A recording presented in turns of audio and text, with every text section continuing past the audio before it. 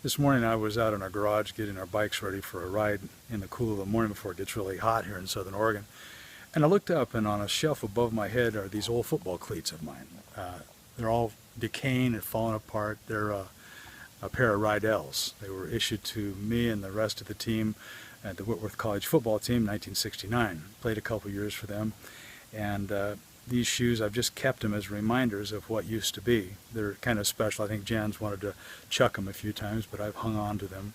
Every time I pick them up, a cleat falls off because it's decayed.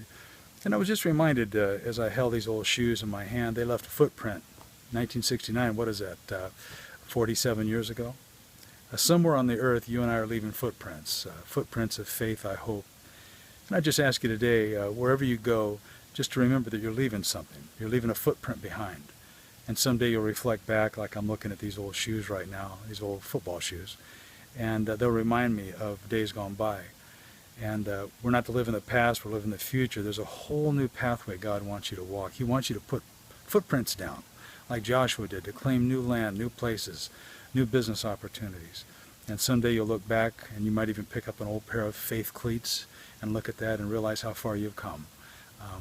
Hang on to those memories. They're important. They'll remind you how far God's brought you. Yet, at the same time, I don't want to go back and live in those cleats because they're not functional anymore. What's working for me is the footwear that I have on today, taking me to places God's calling me to walk, as He's doing the same with you.